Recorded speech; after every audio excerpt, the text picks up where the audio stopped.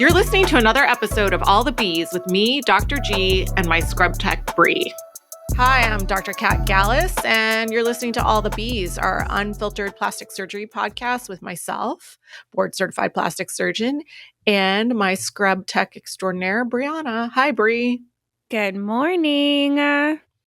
We have some better celebrity news than the last time, I feel like, but we are going to talk about AlloClae, but we have to cover the celebrity stuff first. So, shall we? Absolutely.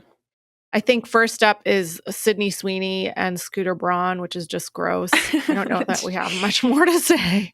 Such a weird couple to me because I feel like she could just date anyone and then she's going to date Justin Bieber's ex-manager. No, I don't really know him.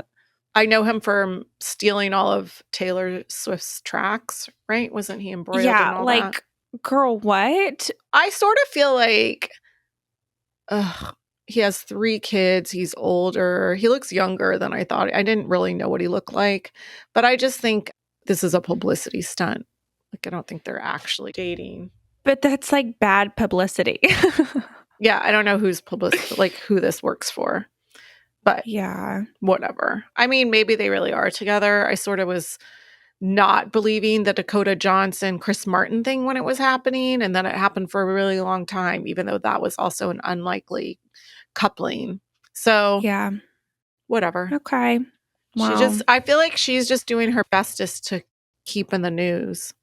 She's just doing the post-ex engagement dance. I don't know. Yeah, she needs to upgrade.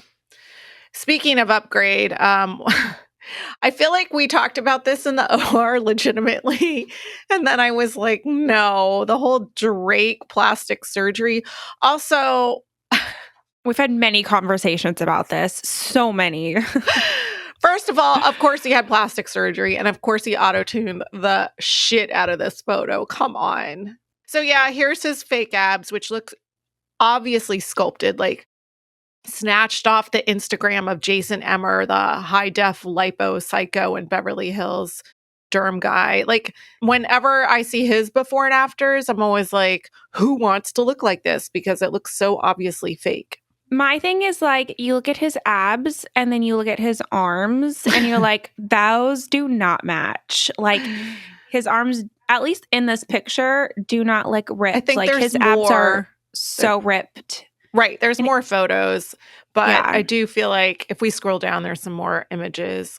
What's going on? I mean, you could say maybe he leaned up for the one image, like somebody who does, fitness modeling, but I'm going to say no. I'm glad he works out, but posts a lot with the surgeon that supposedly did or did not do his surgery. And Drake just gave him like a big like gold chain or whatever. Oh, yeah. Is it some guy in Texas? Yes, who like emphasizes on ab sketching. So that's like his shtick. So I think that he got ab sketching. And then like even if he was on like steroids or something, his arms would be bigger. Like it's just his abs that are jacked. There's nothing else on his body jacked but his abs. Maybe he just does a lot of core. No, it Drake, doesn't make any sense. Feel free to slide in the DMs and answer our questions. What's your core routine? Is it 7 minutes of plank? Please. Right. Maybe it's M-Sculpt. Yeah, that is probably. If I was a celebrity, I would just own an M-Sculpt and hook myself 100%. Up to that every night. Me too. For those of you guys who don't have access to M-Sculpt like us, it's the device that you kind of attach these pads to you and it like stimulates your muscle, and you have to do it for 30 minutes at a time every day. You can also put it on like your butt and your calves and your biceps, right? So yeah, anywhere there's muscle. It's just you can only do one area at a time, so it seems like it might be more efficient to just work out, but if you're trying to plump up some area, it's good. It also is, just like working out, you have to continue to do it or it will go away. So, but yeah, I almost feel like his nipples look a little like dented, inverted. Like he had lipo there, like they overtook some gynecomastia. I'm trying to like look at his belly button to see if I see a scar. It just, his skin on. Yeah. And did he put it in his butt? You know what? I don't care because I don't really care about Drake's butt. So if he has a big butt, yeah. Good for him. But you're right. He's not as ripped elsewhere. I didn't either. I'm not really sure. I don't have an opinion on that. But we could throw up, speaking of overly sculpted, Taylor's abs that's a good segue into. Oh, Taylor Momsen looks jacked. Our gossip girly. Yes. She looks like she has been, even sculpted. her arms. Yeah. Okay, but yeah, she looks like she's been working out. So she says she boxes, she weight trains, and she probably didn't drink water for 10 days leading up to this event, maybe. Because that is what the fitness girlies do to look like this. You need a fake tan sprayed on. You've got some makeup etching. You're profoundly dehydrated. But yeah, you can see how her arms match the rest of her. And she's definitely... She's working out, whether she had an assist by either a lot of Ozempic or some... She's always been super skinny, though, I feel like. Yeah. She probably just started, like, I don't know, bulking up. Yeah. She's been hitting the weights. She's been hitting the gym. I do think, though, there's some ab makeup, which helps, too. But, yeah, she looks good. I mean, for that kind of aesthetic, which is... Yeah. Ripped. She's in a band, right? Yes. Yeah. Okay. At least I feel like she had bangs on Gossip Girl and that drove me crazy. So I'm glad the bangs are gone. Little Tay has grown up. Speaking of somebody who also is a huge fan of plastic surgery, the Cardi B, her trial faces, images, this trial gave me life. The things she said were just so out of pocket for a courtroom. It was amazing. She like could not give two fucks. Like she was so unbothered. Like the lawyer was an absolute idiot that was asking her questions. Yeah, the whole thing seemed like we were getting punked. But I do love that she like redid her CD, Am I the Drama, with images from the courtroom. Yeah. And the fact that she came in a different wig, like every... Yeah. Those are so good. Yeah, her face. Cardi B, Am I the Drama, with the images. They're good. She knows. Good for her. Good for her. She made the best out of that situation, 100%. It was more interesting than some of the reality TV shows that I've seen recently. Oh, yeah. Absolutely. Oh, speaking of reality TV, I know this isn't on the list, but Meghan Markle came back with season 2. I know we've talked about this. I started watching it. I'm trying to not say any mean things if I don't have anything nice to say at all. But you could tell she was trying to be so relatable on this season and like take it back. But everything was so easy, so easy, so easy. I'm like, No. I made a breakfast board on Saturday. Probably after watching Meghan Markle, I was just like, oh, I'm going to do so good because I had kids sleeping over and called all the kids down. And these little stinkers ate like 10% of it and then left on their e-bikes. And I'm like, okay, so that didn't work out. Yeah, I know. We had this conversation in the OR. There is no breakfast board. I'm like, girl, no. Just DoorDash some Starbucks and get out of my hair. I'm going to go work out when my daughter has her friends sleep over. And then the older one, it's just, grown ass teenage young women like flopped all over the house. And then they can get in a car and go get Starbucks or go to breakfast somewhere, which is totally fine. We are not making breakfast boards. Her kids eat all the things that she puts on there. Because I mean, they're still little, so they haven't been everything's introduced coated in flowers. Nobody eats edible flowers. Nobody does that. Yeah. I know. That whole thing is, if they I don't think they're going to do a season 3. It did not. I think she got canceled. Yeah, I don't think it went up on the top 10. And the only attention she's gotten has been negative attention about it. So, and I feel like Harry is in England right now, like trying to make amends with the royal family. And I feel like that's also not going to go over well. Mm-mm. All right. But speaking of reality TV, again, our favorite TikTok Mormon wives. Mom talk. Is Mom Talk going to survive this? They are freaking everywhere. So Dancing with the Stars, yes, Whitney and Jen Affleck. Those two are on Dancing with the Stars. She is too? Yeah. The two of them are going to be contestants on Dancing with the Stars. Her husband's going to let another man touch her dancing?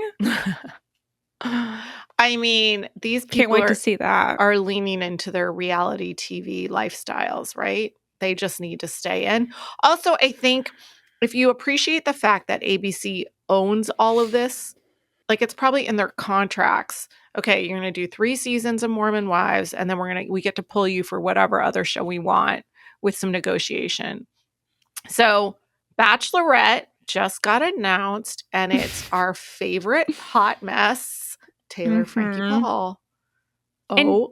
My God. She is my favorite, and I am always going to be a Taylor, like, is the queen bee and made Mom Talk, despite everything everyone else says. And I love her. That it was her. Yeah. Girl, please. Girl, bye. But the Bachelorette, and like, no shame, but we have seen how, like, her life, she's a little crazy, which, makes Mom Talk. But now you're going to put her on The Bachelorette and have some guy come in and care for her 3 kids, post like she's a little violent when she drinks. Like, she's just aired so much dirty laundry. And now I just don't know. Yeah. So, yeah, ABC, the Disney franchise, they own her and they're going to put her on The Bachelorette, I think just to stir things up. Because generally speaking, The Bachelorette is not a woman who's divorced and has 3 kids from 2 different relationships and with a criminal record. No judgment. Might be Mormon adjacent and also had a swinging scandal and also like what? Yeah, like that is so. What guys are signing up for this except for men who are like, I want to be on The Bachelorette. Right? Yeah, like after this, I feel like she deserves to find true love, and I think she's just setting herself up. It's not going to be on the show. It's not going to be on the show.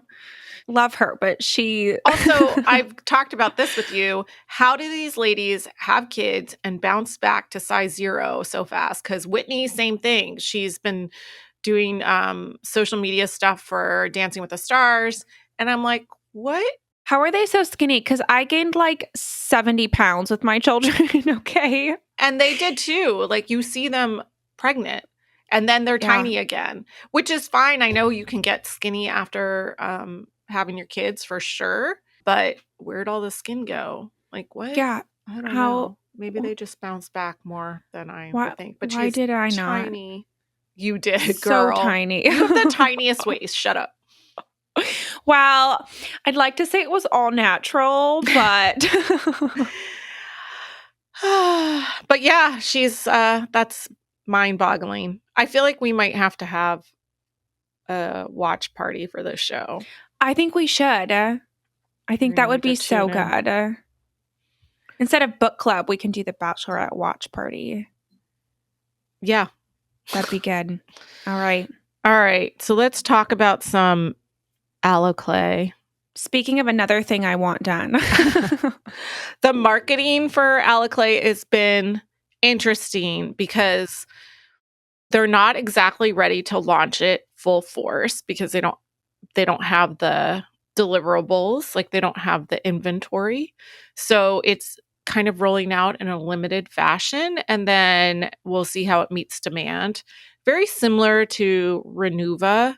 So this is a fat that is harvested from donors. So it's a filler, but it is human-derived donor fat cells. It also has, extracellular matrix, which is the scaffolding that comes with fat, some growth factors, and some collagen, but it's essentially somebody else's fat. And they processed it and sterilized it so that it's biocompatible with anybody. You won't keep that fat permanently. You're going to replace it with your own fat, but it is definitely a stimulus for that to happen. How much of it actually stays? So, because it's been processed, it's going to provide volume to the area that we put it in. And then it's going to hold that volume while your body comes in and puts fat in there. So, ideally, you're going to keep 90% of it or more. Although over time, it's not going to be what we injected and it's going to be your own fat. So it can be injected anywhere that you already have fat.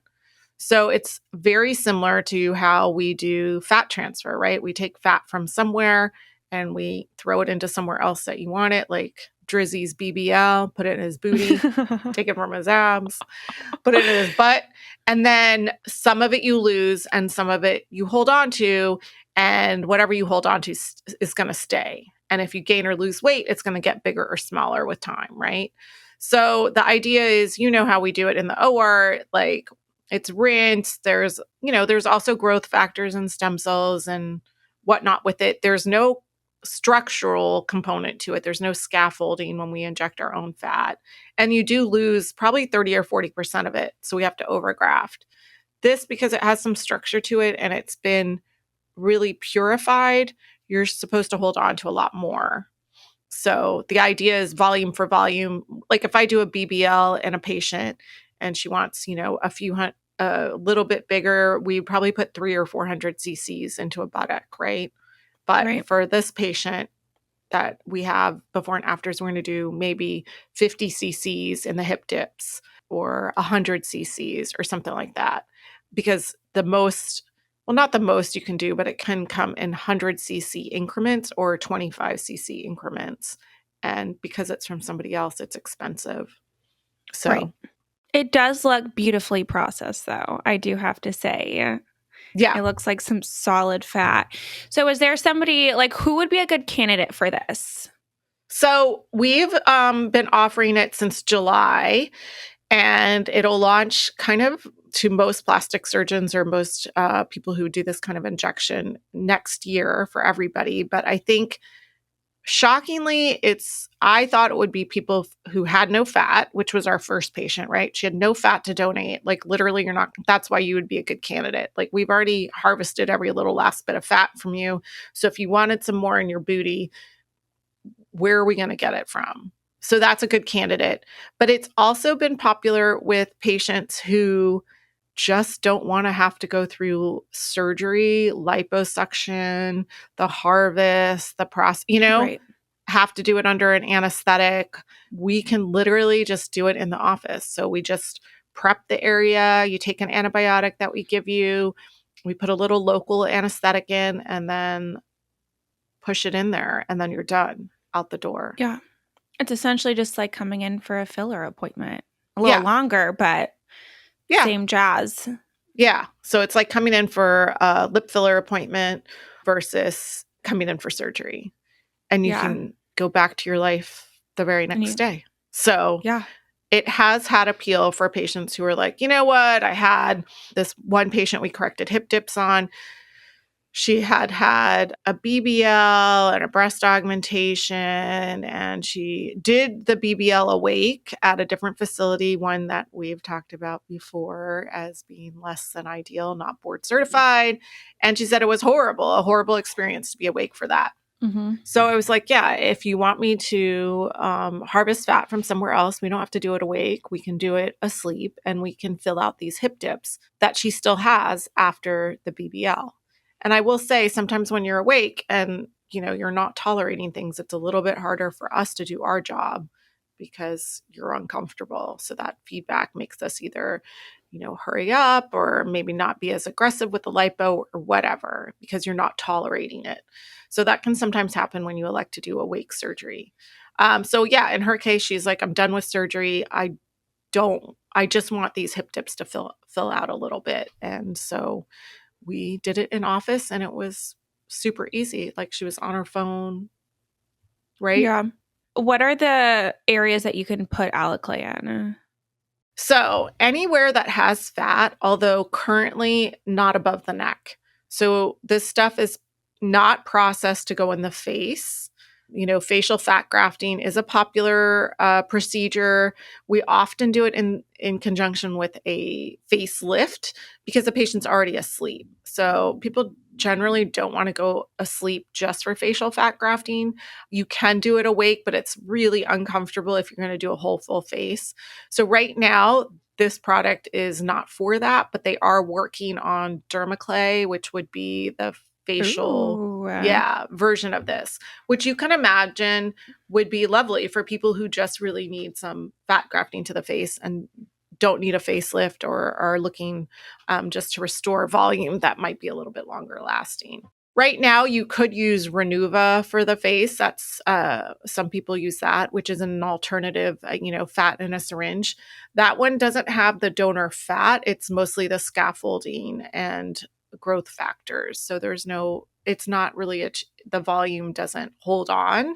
It just, you inject this stuff and then your body's supposed to come in and lay fat down. So I have used that product before in the hands with not a lot of success. And so I've never used it in the face, and it only comes in like 1 and 3 cc increments. So it's not really good for the body. So the game changer for AlloClae is that it comes in such large volumes that you can do 25 or 50 or 100 cc's and really see a difference. So people that come in also kind of like, how is it different from Sculptra that come in and do the Sculptra BBLs? Why would AlloClae be essentially almost better or different? If you're addressing laxity, something like Sculptra or Radiesse, which are injectables that are completely unrelated to fat, right? They're non-hyaluronic acid injectables. Radiesse is calcium hydroxyapatite. Sculptra is PLLA. Both of those are basically, you inject it, your body absorbs the carrier and then starts to break down either the calcium or the PLLA, which is kind of like a suture material in little beads. And as it's breaking it down, it's stimulating collagen and so laying down collagen. So you're not adding volume per se, but you're adding a little bit of volume. And then as your body goes in there, you're adding more collagen and elasticity. So I think it's great for people who don't need as much volume or don't want a bunch of volume, but they want improvement in laxity or subtle crepey skin or a little bit of cellulite that's not amenable to Avali, which is another product. I think it works great, like I said, if you're not trying to add a lot of volume. They're both expensive. Both Radiesse and Sculptra are expensive if you're doing the kind of volumes you need to add volume, right? So if you need to do 12 vials of Sculptra per hip dip, then that starts to be as expensive as just throwing AlloClae in there and having fat and having volume and knowing that that volume's going to stick. We don't put Sculptra. I think somebody in New York I've seen come across my feed does do this, put Sculptra Radiesse in the breast. I highly don't recommend. But you can put AlloClae in the breast because it's going to mimic fat in breast tissue. So for a little bit of volume, a little bit of cleavage, or if you have implants and you have some rippling, it is an easy way to smooth that out without having to undergo a procedure, i.e. we put you to sleep, we harvest fat, we process the fat, we inject it. You can do that awake. I've done it awake for certain patients, but it is a little uncomfortable. So if you're not looking for large volume fat to your breast, then this is an awesome way to do that without having to have a huge procedure.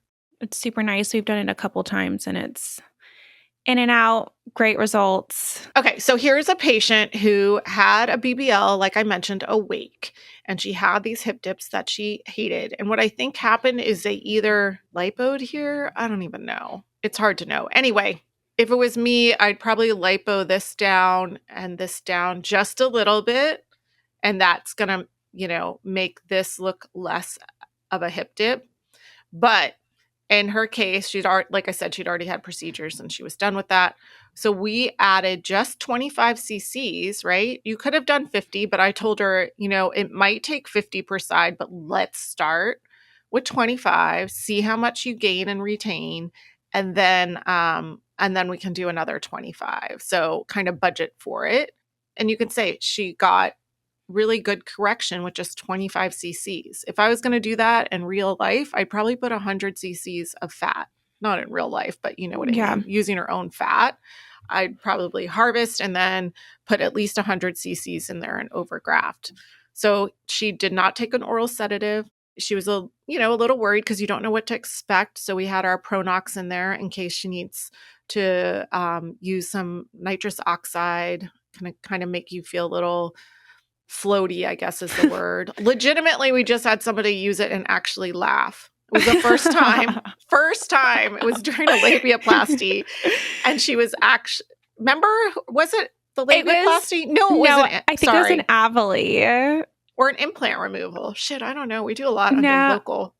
It was somebody, but they were really tense. And I think you're right. It was Avali. And she was, so that's the cellulite reduction.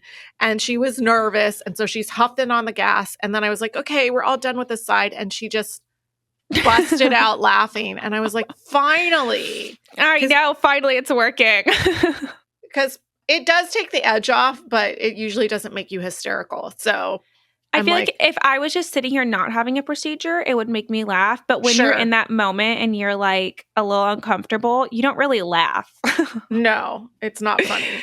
So so I was like, it's a misnomer. It should not be called laughing gas. It should be called take the edge off. Yeah. I'm not gripping the table. I'm not bare knuckling it. Gas. But anyway, yes, she legitimately busted out laughing. But for a lot of our patients, we're so amusing. We're our own laughing gas. We're hilarious. So we bring in the Nitronox. We ask them a bunch of silly questions, get them talking, and then it just sits in the room in case they need it. And I feel like that's sometimes all you need is to know it's there if you need it. So for this patient, if she was to do round 2, how long would you wait in between sessions to come back and get another round? I think until we have more experience with it, I would say 3 months because I want to see what's going to stick. And then I don't want to overgraft, right? So what if in 3 months it looks the same and then we can put another 25 in? If she loses a little bit, that's fine. But what if she holds on to that and we just put 10 more in to smooth it out? You definitely don't want to create a bump there. I don't have to go back and suction out the fat. Less is always more, in my opinion, although that's not always held by some of my esteemed colleagues. More is more. I think she's got a great result. There's another image of her posteriorly where we show both sides. I think we can pop that up. There we go. And you can see that is 25 cc's per side. And it looks honestly fantastic. Also, I like her chonies are great. I know. I love that she committed to the same ones each time. Yeah. She looks phenomenal. The hip dips look so much better. Yeah. And could she use a little more maybe on that left side where the dip is a little more prominent? Sure. But like I said, 3 months and then we'll see where we're at so that we don't overdo it. Yeah. Baby steps. Yeah. Don't want to get greedy. Great shape. Yeah. No, it looks so good. It's nice to get experience with this because I have a couple breast patients who are interested and it would be nice to know like how much you're going to gain per, 25 or 50 cc's. Because like I said, since it's human derived, it's not, not cheap. It's not like you can pull it from a pig or something. So is it better than your own fat? Probably not. But is it better than going under anesthesia and having liposuction sites? That's what I mean. Like, I think in some of these patients, they'd rather just do this and then you're out the door and you can live your, stay out of the water for a couple days. And then we give you an antibiotic and maybe take it easy for a couple days. Don't overly work out and then you're good to go. No, it's super nice. I've seen, if you look at the little vials, they come in little 12.5 syringes. The fat they say is it's 97% just like pure artificial or whatever it is fat. And then it's 3% of like oil and some aqueous solution or something. Right. So usually when we're grafting in the OR, we don't have the ability to spin it down that well. So we're gravity decanting. We're not in a lab. So we're just letting some of it run off, trying to get some of the fibrinous stuff out. And we know that. And so we overgraft. But yeah, she's looking good. When we do the procedure, I do make the Band-Aids are where I made little tiny incisions, literally 1 or 2 millimeters. In her case, those previous lipo incisions on her upper buttock area were bothering me because they didn't look right for as long as I think she had the procedure done in May. So I just sort of revised those at the same time. Otherwise, I could have just used the one incision.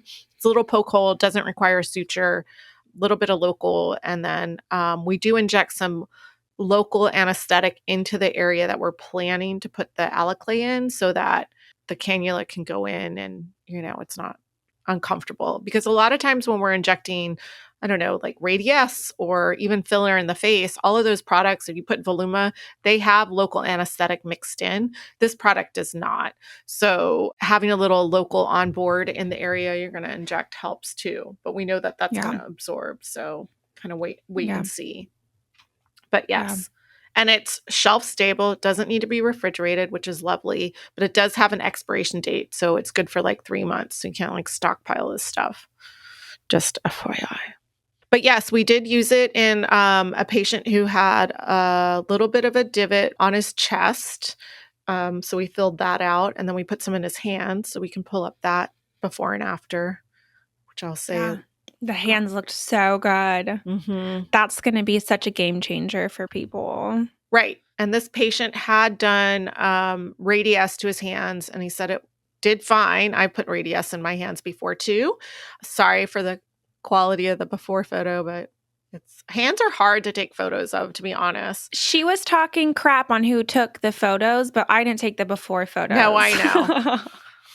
That one I know. That's on a clipboard. It's on a clipboard, and the shadow of the person taking the photo is there. Okay, so we could probably fix that. We could probably face tune it. But yeah, he definitely has volume in there. We put about 5 to 6 cc's of AlloClae in each of his paws, and it looks great. And we did a little bit to the chest area where he had a contour deformity. And then he was like, well, since I'm paying for 50 cc's, let's put a little on the bicep and a little on the booty because he doesn't need a lot. But he is a lean, mean surfing machine and has like 0% body fat. So this will work. Yeah, that was such a good one. But like you said, he's used Radiesse for his hands before, and it lasts about a year, which I concur with. I have pretty bony hands and like really bony hands. And I've stuffed so much filler in them. Oh, really? Yeah, I've done Radiesse a handful of times, and I think Voluma. But it lasts, it looks good a little bit, and then it just fades away. So it doesn't last as long as I'd like it to. Can you combine AlloClae with other things, or do you suggest just doing AlloClae? Like, I know one patient did like Radiesse and AlloClae, but do you like... Yeah, you can. We did AlloClae because she had those areas on her inner thighs that had been aggressively lipoed again by somebody else. And so she had that dent in her inner thighs. But then the laxity along her anterior thighs, we opted for Radiesse because, again, it was less about volumizing. She doesn't want more volume on her anterior thighs. She wants improvement in laxity. So you can combine the treatments, but just not in the same area. I wouldn't mix the two up.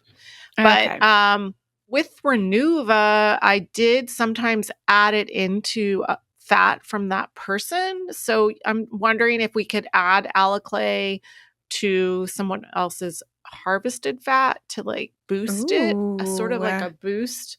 But that's like, we need to get a little more experience with it. And then we start. Be so good. Yeah, start playing around with that. Because you could do maybe like one little area of liposuction under local and decant that and then mix it in with the AlloClae and then throw it in the breast, and then you'll get more volume and maybe a little bit more bang for your buck. Because again, like I said, the AlloClae itself is, it's going to run you 100 cc's. Yeah, 100 cc's is, currently in our what we're offering is it's 12, a little over, almost $13,000, right? Yeah. For 100 cc's. And it's about 8,000 for 50 cc's. And then as we get more experience with it and more before and afters, it probably is going to get more expensive because the cost of goods, the cost of the actual product is pretty pricey right now. And I don't think it's going to get cheaper because, again, anything that's human derived has to meet all these regulations, right? So you have to perform a certain level of sterilization and make sure there's no immune components, and you can't cut corners on any of that. You have to be able to certify everything has a lot number. We have to be able to track it. So that plus all the R&D that went into getting it into a syringe, all of that is, there's a cost involved. So yeah. There's a question on here about what do patients say when I suggest it. I mean, I'm not really suggesting it. Patients are calling for this. People are like, what the hell? I want this. Am I a good candidate for it? So far, I rate AlloClae 9 out of 10 because the results have been phenomenal. They're immediate, super easy to do, but the price point is deducting. You take 1 star off for the cost? I take 1 star for the cost. I'll take 1 star off for how hard it is to push through that friggin' cannula. Yeah, it's like some really it's not so fat, good condensed fat. Yeah, so when I inject fat in the OR, it's like strawberry daiquiri consistency almost. Yeah. Yeah. Not this one's like this is definitely thicker. This is thick. Yeah. Yeah. So it's a little harder for me to push, and like I said, we already looked at my bony little hands. There's not a lot of muscle in there. That's a lie. That's a lie. She does yoga every day. I know, but my hands are like my little finger muscles are not that strong. You're gonna have to start doing finger exercises. I guess so. Yeah. Can I throw a punch? Sure. But that, pushing stuff through the cannula is challenging for me. Yeah, she's punched my arm in office multiple times. I don't know where HR was, but it hurts. Call Sarah. Yeah. Nothing hurts more than the flu shot I got yesterday, though. Oh my God. What was in that? I feel like Azella put it on a 18 gauge needle or some shit. I was on hold. I forget with whom. I was trying to take a call and I was on hold waiting for somebody to get back to me. And she's like, oh, I didn't realize you were. I was like, it's fine. I'm on hold. And the guy came on the phone just as she loaded it up. And I was like, yes, that's fine. As this thing went in my arm. God this damn. One hurt. She was like, oh, I'm going to, as my last, I'm going to just shove it in your arm for you. And I was like, absolutely not. So I made the other girl do it. Oh, you did? Yesterday? I was like, I don't want any of this revenge poking. My last week, I'm going to give you all the flu shot and get out. Yeah, exactly. Cool. Yeah, when she said she was going to shove it really hard in my arm, I was like, yeah, no. No, it hurt. It hurts. PSA, get your flu shot. Yeah, get your flu shot. Vaccines are actually positive, shown to help you from dying, no matter what the current Health and Human Services Secretary thinks with his worm-addled brain. So get your vaccines. Anyway, I think that's all we have to say on AlloClae. It's a hot ticket. Yeah. More to come, I'm sure, as we expand our use of it. And I think it's going to be one of the more popular products in 2026 for sure. So you heard it here first. Yeah, come and get it. If you're interested in learning more about AlloClae or any of the other modalities we've talked about, Avali or Radius or Sculptra, in addressing areas of concern below the waist, let us know and reach out. Either drop us a comment or reach out to the office, give us a call, and we can talk you through it. Thanks for listening. And I think it's time to scrub in. And scrub out. But if you're Drake, go into the DMs and let us know what's going on. We're here now for we're you. Scrubbing out. We have a lot of comments. If you're listening today and have questions, need info about scheduling, financing, reviews, or photos, check out the show notes for links. Restore SD Plastic Surgery is located in La Jolla, California. To learn more about us, go to restoresdplasticsurgery.com or follow us on Instagram at restoresdplasticsurgery. If you enjoyed this episode, please share it and subscribe to All the Bees on YouTube, Apple Podcasts, Spotify, or wherever you like to listen to podcasts.